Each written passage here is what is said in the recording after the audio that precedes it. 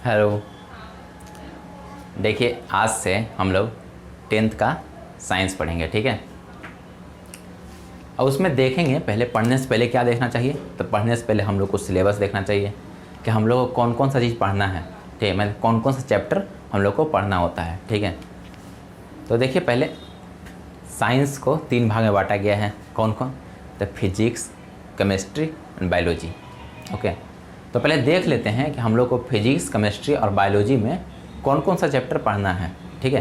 ताकि हम लोग एक एक करके चैप्टर को पढ़ते जाएंगे और आगे बढ़ते जाएंगे, ठीक है। तो चलिए पहले इसका हमको सिलेबस देखते हैं। तो इधर देखिए, देखें पहले यहाँ लिखते हैं साइंस। ओके, किसका? तो 10th का, 10th का, ठीक है।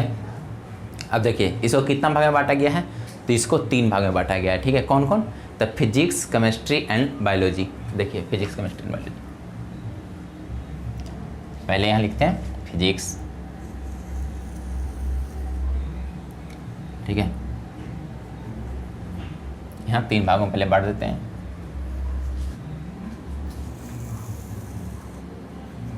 ठीक है, पहला कौन पार्ट? तो पहले फिजिक्स। तो देखिए पहले फिजिक्स,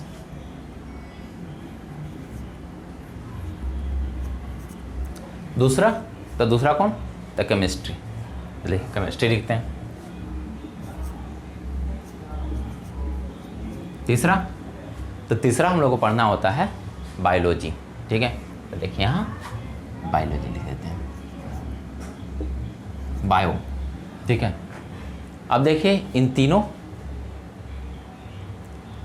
तीनों चैप्टर में क्या क्या, कौन कौन सा चैप्टर पढ़ना है, इन तीनों पार्ट में कौन कौन सा चैप्टर हमको पढ़ना है वो भी हम लोग लिख लेते हैं, ताकि हम लोग को आगे बढ़ने में सहूलियत होगा और हम जानें कि कौन चैप्टर के बाद कौन चैप्टर हम लोग को पढ़ना है, ठीक है। तो पहले देखिए फिजिक्स में देखते हैं, ठीक है। तो फिजिक्स में कौन कौन चैप्टर है? तो फिजिक्स में कुल मिला करके शायद 7 चैप्टर है, ठीक है।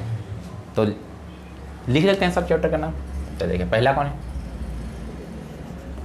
तो पहला है लाइट ऑफ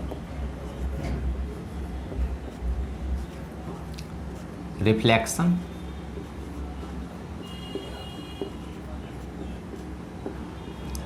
एंड रिफ्रैक्शन।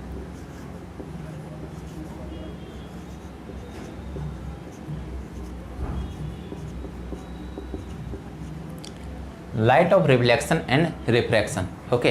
और दूसरा चैप्टर कौन है? तो दूसरा चैप्टर है ह्यूमन आई, यानी हमारी आँख, मतलब मनुष्य का आँख, ठीक है। तो पहले दूसरा चैप्टर कौन है? तो human I.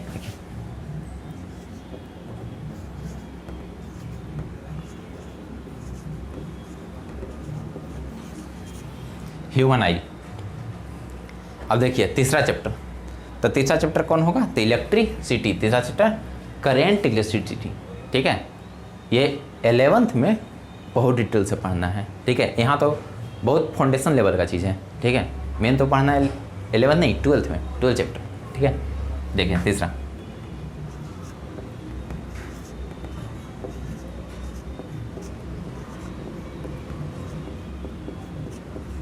Electricity.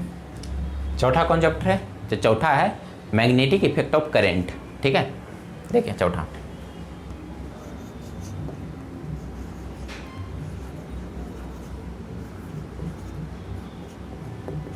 Magnetic effect of current,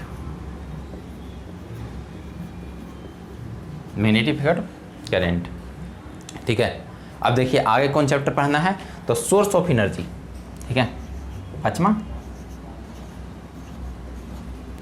source of energy,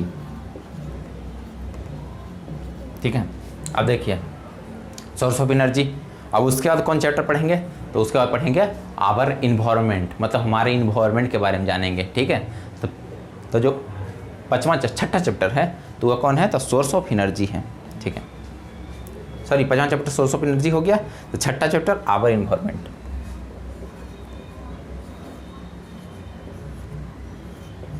our environment.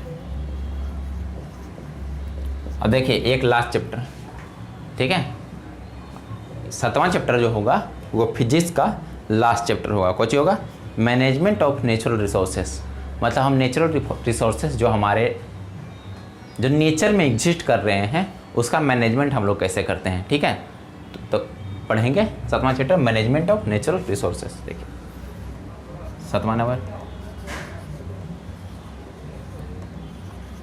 Management of natural resources, ठीक है। यही 7 चैप्टर हम लोग को 10th के फिजिक्स में पढ़ना है, ज़्यादा नहीं है, आसान है, ठीक है। यही 7 चैप्टर बस है। अब देखिए केमिस्ट्री का देख लेते हैं, उसके बाद देखेंगे बायोलॉजी का। तो देखिए केमिस्ट्री में कौन सी है, तो पहले है केमिकल रिएक्शन वाली पार्ट, ठीक है।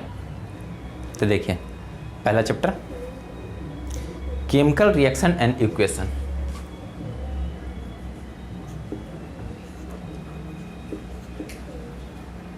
Chemical reaction and equation.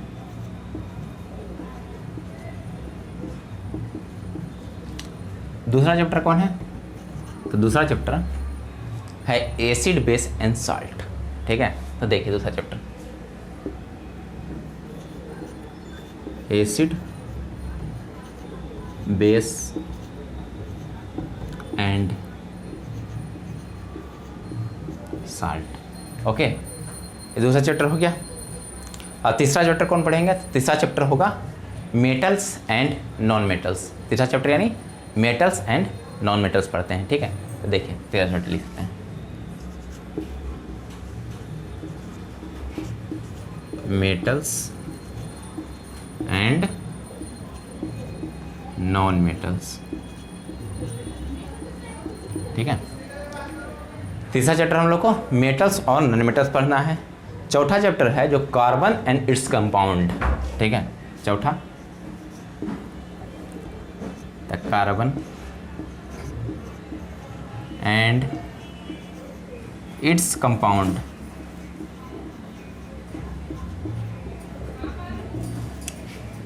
Carbon and its compound जो है वो हम लोग को चौथा चैप्टर पढ़ना है। अब 5वां चैप्टर कौन सी है, 5वां चैप्टर है पीटी, ठीक है। 5वां chapter periodic table, periodic property, ठीक है। यही है 5 चैप्टर केमिस्ट्री में पढ़ना है, ठीक है। अब देखिए हम लोग बायो का देख लेते हैं, ठीक है। खास करके उन बच्चों के लिए इम्पोर्टेंट है जो आगे चल के 11th में मेडिकल स्ट्रीम सेलेक्ट करना चाहते हैं, ठीक है। उनके लिए बायो का जो बेस है ना अभी वो पूरा बेस मेडिकल का है, ठीक है। यदि अभी आप समझ जाइएगा तो 11th 12th में बहुत ईजी लगेगा, एकदम ईजी, ठीक है। और जो 10th का जो चैप्टर है वो 12 से मैच करता है, ठीक है। और जो 9th का चैप्टर है वो 11 से मैच करता है, ठीक है। तो देखिए बायो का देख लेते हैं। तो बायो का पहला चैप्टर कौन है, पहला चैप्टर है लाइव प्रोसेस, लाइव प्रोसेस, ठीक है। अब देखिए दूसरा चैप्टर कौन होगा, तो दूसरा चैप्टर होगा कंट्रोल एंड कोऑर्डिनेशन, जिसमें हम लोग माइंड के बारे में पढ़ेंगे, ठीक है। कि माइंड का कंट्रोल कैसे होता है, उसका कोऑर्डिनेशन मतलब उसमें हार्मोन कैसे उसका फंक्शन होता है, कैसे कोऑर्डिनेट करता है, ठीक है। तो इसमें हार्मोन के बारे में पढ़ते हैं, ठीक है। तो control and coordination, control and coordination, ठीक है। अब देखिए तीसरा कुछ पड़ेगा, तो हाउ टू ऑर्गेनिज्म रिप्रोड्यूस, ठीक है। हाउ टू ऑर्गेनिज्म रिप्रोड्यूस, देखिए हाउ डू ऑर्गेनिज्म रिप्रोड्यूस, ठीक है, ये हो गया तीसरा चैप्टर। अब चौथा चैप्टर कौन है? चौथा चैप्टर है जो जेनेटिक्स है और इवोल्यूशन है। ये चैप्टर को 11th में अलग अलग पार्ट में बांट दिया है, 2 चैप्टर बना दिया है, लेकिन यहाँ पर ही 1 चैप्टर बनाया है। इनफैक्ट 11th में जेनेटिक्स को भी 2 चैप्टर बनाया है, ठीक है, पार्ट 1 और पार्ट 2, ठीक है। एक में मेंडल जेनेटिक्स पढ़ना है और दूसरा में मॉलिक्यूलर जेनेटिक्स पढ़ना है, ठीक है। यहाँ पे लेकिन जेनेटिक्स को और इवोल्यूशन को एक ही चैप्टर में जोड़ दिया है, ठीक है। देखिए चौथा,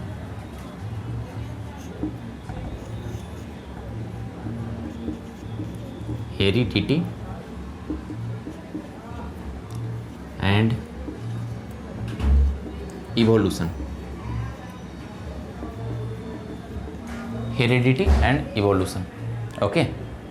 देखिए बस इतना ही चैप्टर है जो 10th में पूरा साइंस में पढ़ना है, ठीक है। फिजिक्स में कुल मिला के कितना चैप्टर हो गया? तो फिजिक्स में देखिए 7 चैप्टर हुआ, ठीक है। केमिस्ट्री में देखिए 5 चैप्टर हुआ, ठीक है। अब बायोलॉजी में सिर्फ 4 चैप्टर हुआ, ठीक है, सिर्फ 4 चैप्टर। तो कुल मिला के कितना हुआ? 7, 5, 12, अब 12, 4, 16 चैप्टर में आपका साइंस पूरा ख़त्म। तीनों सब्जेक्ट, फिजिक्स भी, केमिस्ट्री भी और बायोलॉजी भी, ठीक है। लेकिन ये बहुत बेस है, 12th का पूरा बेस है, ठीक है। यदि अब भी अच्छा नहीं होगा तो यदि आप आगे चल के यदि मेडिकल का लेना चाहते हैं या फिर इंजीनियरिंग का कुछ भी, ठीक है, जैसे इंजीनियरिंग का कोई बच्चा लेगा तो उसको बस ये क्या है, ये बायो नहीं पढ़ना पड़ेगा, पढ़ना तो पड़ेगा ना इसको, केमिस्ट्री और फिजिक्स को, ठीक है। तो देखिए अब भी इसका कॉन्सेप्ट करना बहुत ज़रूरी होता है, ताकि उस समय जो है ना अनभिज्ञ ना लगे, मतलब ऐसा ना लगे कि हम कोई चीज़ का तैयारी करेंगे 11th 12th में इंजीनियरिंग या मेडिकल का, तो हमें लगेगा कि कुछ है ही नहीं, कुछ पता ही नहीं चल रहा है, सब कुछ नया नया है। तो ऐसा ना लगे, क्योंकि नया कैसे लगता है? जब नया तब लगता है जब हमको कॉन्सेप्ट ही नहीं पता हो जाता है शुरू का, ठीक है। मतलब जो फाउंडेशन कोर्स है उसका पता ही नहीं रहता है। और देखिए जो कोटा में जाते हैं 9, 10 का पढ़ने के लिए, उनका कॉन्सेप्ट बेस्ट हो जाता है। क्यों? क्योंकि उस वहाँ यही चीज़ को फाउंडेशन लेवल पर, ठीक है, एक एक चैप्टर को अच्छे से बताया जाता है, ठीक है, और उसका इंपॉर्टेंस समझाया जाता है कि आगे चल के इसका इंपॉर्टेंस क्या है। मतलब जब आप 11th 12th में तैयारी करोगे मेडिकल का या इंजीनियरिंग का, तो ये सब चैप्टर का इंपॉर्टेंस समझ में आ जाएगा। उसमें फील होगा कि हाँ उसमें काश पढ़ लेते अच्छे से, ठीक है। तो ये सब चैप्टर बहुत आसान रहेगा, ठीक है। जैसे देखिए हेरिडिटी एंड इवोल्यूशन 11th में सबको हार्ड लगता है, ठीक है, हेरिडिटी एंड इवोल्यूशन, लेकिन यहाँ पर पढ़ना, यदि यहाँ पर ही बेस बन जाएगा तो फिर वहाँ कितना आसान लगेगा, बिल्कुल आसान लगेगा। तो देखिए यहाँ से हम लोग फिजिक्स से शुरुआत करेंगे, ठीक है। फिजिक्स से कौन चैप्टर शुरुआत करें? लाइट, रिफ्लेक्शन एंड रिफ्लेक्शन, ठीक है।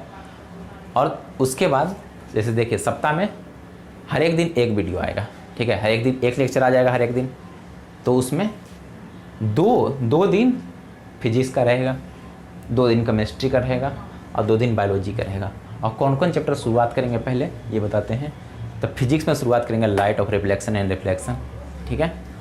उसी के साथ ह्यूमन आई, ठीक है, उसी के साथ ह्यूमन आई, क्योंकि जब हम रिफ्लेक्शन एंड रिफ्लेक्शन पढ़ते हैं तो उसमें हम पूरा लाइट के बारे में पूरा कॉन्सेप्ट जान जाते हैं, ठीक है। तो देखिए उसी समय यदि ह्यूमन आई पढ़ लेंगे तो हमको ज़्यादा एफर्ट, कोई एक्स्ट्रा एफर्ट नहीं देना पड़ेगा, ठीक है। यानी उसी के साथ ह्यूमन आई ख़त्म करेंगे, यानी लाइट ऑफ रिफ्लेक्शन के बाद ह्यूमन आई, ठीक है, ख़त्म हो जाएगा। उसके बाद केमिस्ट्री में क्या शुरुआत करेंगे? तो केमिस्ट्री में शुरुआत करेंगे केमिकल रिएक्शन एंड इक्वेशन, ठीक है, केमिकल रिएक्शन एंड इक्वेशन। और बायो में क्या शुरुआत करेंगे? तो बायो में तो सिंपल है, लाइव प्रोसेस। इसके बिना कुछ नहीं, इसके बिना ना ये चैप्टर समझ में आएगा, ना ये चैप्टर, ना ये चैप्टर। क्योंकि सबसे पहले हम लोग को लाइफ का प्रोसेस जानना बहुत इंपॉर्टेंट होता है, ठीक है, कि हम लोग का लाइफ प्रोसेस कैसे करता है, ठीक है। जैसे डाइजेशन कैसे करता है, रिस्पायरेशन कैसे करता है, सर्कुलेशन कैसे करता है और एक्सक्रीशन कैसे करता है। जब यही नहीं जानेंगे तो हम कैसे जानेंगे कि माइंड कैसे कंट्रोल करता है और हार्मोन क्या है? बिल्कुल नहीं जान पाएंगे। यानी हम लोग को पहले डाइजेशन, रिस्पायरेशन, सर्कुलेशन, एक्सक्रीशन, ये सब हमको समझना पड़ेगा, ठीक है, कि लाइफ में प्रोसेस क्या क्या होता है, कैसे कैसे लाइफ काम करता है।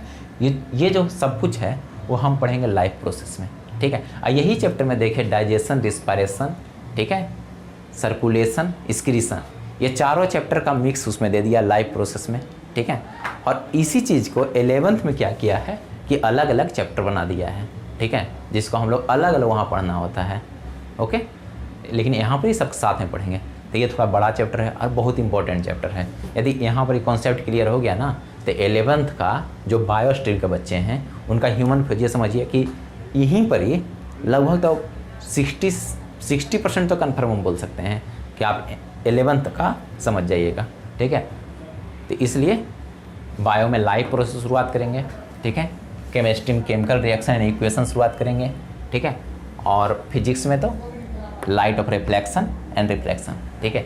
इसमें सबसे पहला लेक्चर आएगा वो light of reflection and reflection का आएगा। उसमें क्या आएगा तो उसमें देखिए, उसमें आएगा क्या पढ़ना रहेगा, light of reflection reflection of light पढ़ना रहेगा, उसका नियम पढ़ना रहेगा, फिर प्लेन मिरर पढ़ेंगे, फिर स्फेरिकल मिरर पढ़ेंगे, ठीक है। उससे इमेज बनाएंगे कि कैसे कैसे इमेज बनता है, कहाँ ऑब्जेक्ट रखेंगे तो कहाँ इमेज जाके बनेगा, यही सब यहाँ पर ही पढ़ना है, ठीक है। तो देखिए, थैंक यू। अब अगले लेक्चर से कौन सा लेक्चर आएगा तो light of reflection and reflection आएगा। आज सिलेबस बता दिए और कैसे क्या करना है ये बता दिए। और देखिए एक हाँ इम्पोर्टेंट बात है, ये देखिए कोटा में बच्चे जाते हैं, क्या करने जाते हैं, थोड़े 9-10 पढ़ने जाते हैं, बोर्ड के लिए नहीं जाते हैं। यदि बोर्ड के लिए जाना रहेगा तो भाई कोचिंग नहीं है क्या, गांव में है, शहर में है, जहाँ जो रहता है वहाँ पर ही है कोचिंग, वहाँ पर जा सकता है, बोर्ड का पढ़ सकता है। लेकिन वहाँ क्यों जाते हैं, तो वहाँ जाते हैं NTSC निकालने के लिए, ओलंपियाड निकालने के लिए, ठीक है। तो वहाँ जिस तरह से फाउंडेशन कोर्स चलाते हैं, ठीक है, यही सब चैप्टर पढ़ाते हैं। ऐसा नहीं कि वहाँ एकदम हाई फाई चैप्टर पढ़ा दिए, पूरा 11th का पढ़ा दिए, पूरा 12th का। यदि कोई बोलता है कि कोटा में 9-10th में ही 11-12 पढ़ा देते हैं, तो ऐसा कुछ नहीं होता है, ठीक है। बस यही है कि हम लोग कोचिंग में पढ़ते हैं तो सिर्फ और सिर्फ डिफिनीसन लिखाया जाएगा, ठीक है, डिफिनीसन पे ज़्यादा काम किया जाएगा। अब समझ में आए नहीं आए, रिफ्लेक्शन क्या है, रिफ्रैक्शन क्या है, कहाँ कैसे इमेज बन रहा है, लेकिन हाँ याद सबको रहता है कि कहाँ पर इमेज बनाएंगे तो कहाँ आएगा, लेकिन ये नहीं कैसे बनता है ये भी इम्पोर्टेंट होता है, ठीक है। यही चीज़ यहाँ पर कॉन्सेप्ट में एकदम फाउंडेशन लेवल का जैसे वो लोग बताया जाता है हम उस तरह से बताएंगे। और नॉमरिकल जो होता है, जो 9-10 के बच्चे का कमज़ोर होता है नॉमरिकल, ठीक है। लेकिन आगे आप चलिएगा तो नॉमरिकल ही पूछेगा, या फिर आप कोई भी NTSC के एग्जाम दीजिए, ओलंपियाड के जाए तो वहाँ सब्जेक्टिव क्वेश्चन पूछेगा क्या, नहीं पूछेगा, वहाँ पर तो ऑब्जेक्टिव पूछेगा। तो हम लोग को नॉमरिकल भी जानना चाहिए, ठीक है। तो यहाँ पर ही नॉमरिकल करवाएंगे। अब नॉमरिकल सब चैप्टर में थोड़े ना होगा, तो देखिए लाइट ऑफ रिफ्लेक्शन में होगा, ठीक है, ह्यूमन आई में थोड़ा बहुत होगा, कहाँ फिर इलेक्ट्रिसिटी में होगा, इलेक्ट्रिसिटी में नॉमरिकल होगा, फिर मैग्नेटिक इफेक्ट ऑफ करेंट में होगा, और किसी में नहीं होगा, ठीक है। मतलब 1, 2, 3, 4 चैप्टर में नॉमरिकल होगा बस, ठीक है। तो इसलिए हम नॉमरिकल को पूरा करवाएंगे। और इसमें देखिए लाइव प्रोसेस तो सिर्फ चैप्टर ही नहीं कराएंगे, बल्कि इसका कौन कौन ऑब्जेक्टिव क्वेश्चन है और NTSC ओलंपियाड में कौन कौन क्वेश्चन आया हुआ है उसको देख लेंगे, ठीक है, बायो में, और सही केमिस्ट्री में भी, और सही फिजिक्स में भी सब क्वेश्चन को देख लेंगे, ताकि यदि कोई बच्चा वो लोग एग्ज़ाम दे रहा है, और दीजिए क्यों नहीं दीजिएगा, ठीक है, हम उस लेवल का पढ़ाएंगे। इसलिए आप लोग भरिएगा फॉर्म, ठीक है, और दीजिएगा एग्ज़ाम, ठीक है, और देखिए हो जाएगा, ठीक है, क्योंकि उस लेवल तक हम बता सकते हैं, बता देंगे, ठीक है। Thank you. अब कल से या फिर अगले लेक्चर जब भी रिकॉर्ड करेंगे तो इससे आएगा light of reflection and reflection. हाँ, एक लेक्चर डेली आएगा मेरा, ठीक है।